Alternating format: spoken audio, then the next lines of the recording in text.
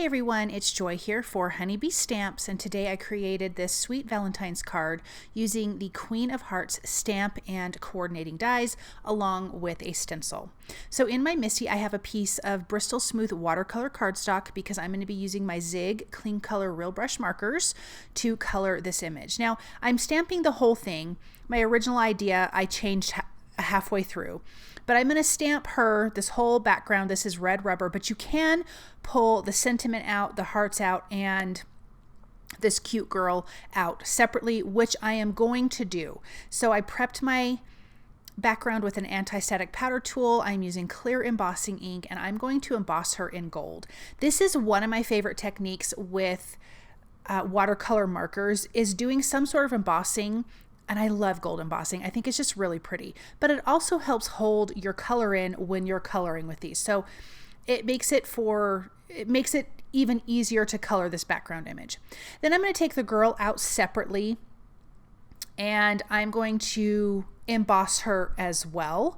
And we were going to be using the coordinating dies to die cut her out. My original thought was I'm going to do this whole background, pop her out, and then give her some dimension, but I just partway through I changed my mind and I'm going to do a little bit of stenciling instead.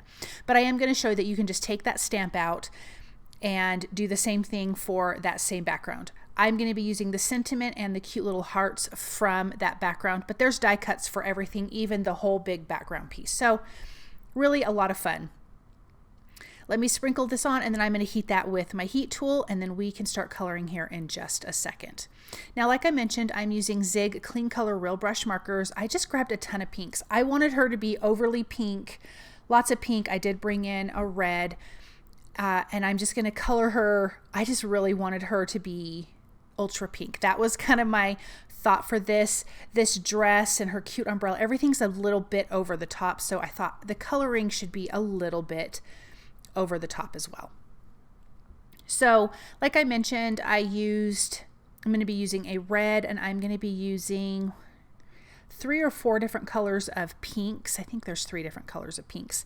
She's got cute little gloves. Her dress is very frilly. It has hearts everywhere. Her umbrella has hearts and a bow.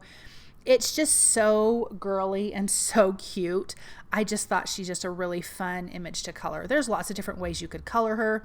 You could do it with colored pencils, watercolor pencils, alcohol ink markers. I'm using watercolor markers. So lots of different fun ways to give her some color. And then again, you have this embossing. You could also do her with like a no line coloring. You could do that with any of the coloring mediums and do her no line coloring. You could still stamp her in black and color her that way. I just wanted to bring some gold into it because gold is my favorite. And embossing is such a fun, easy way to add the extra to your images. So I'm just adding my colors. I am blending out with a little bit of water. I'm dipping my paintbrush in a little bit of water on my work surface, and then I lightly tap it off onto a dry rag because I don't want to bring a lot of water to it, but just enough to blend all of this color out. So of course I've sped it up, but you can see it really didn't take long to color her. And if I get too much color on my paintbrush, I'm going to wipe that off onto my dry towel because I want some lighter and darker areas, so I don't want to carry all of that dark color down. So when you are using a darker watercolor marker, use a little less of it because it's really going to go a long way. Her umbrella is going to be red, and again I'm just going to do a little bit because it's very saturated and it's going to color a lot.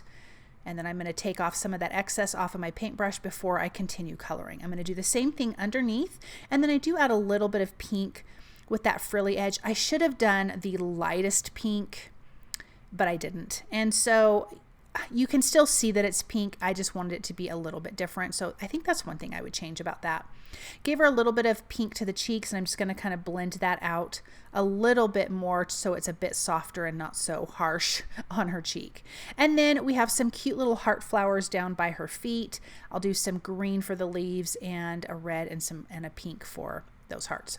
Then I'm going to use the coordinating die to die cut this out. That big piece, I've got the sentiment and the hearts. I'm going to die cut all of those out. I'm just going to tape that in place with my low tack tape. And then I can run that and the other images through the die cut machine, and then we can start working on the background. Now I have die cut my background from the A2 or scalloped A2 frames from Honeybee Stamps, and I'm taking some low tack tape and taping off the scallops. I want to keep those white, and we're going to do some stenciling on the background. I am using the new Scattered Hearts stencil, and I have to say I think this is one of my favorite stencils ever. I love these cute little hearts.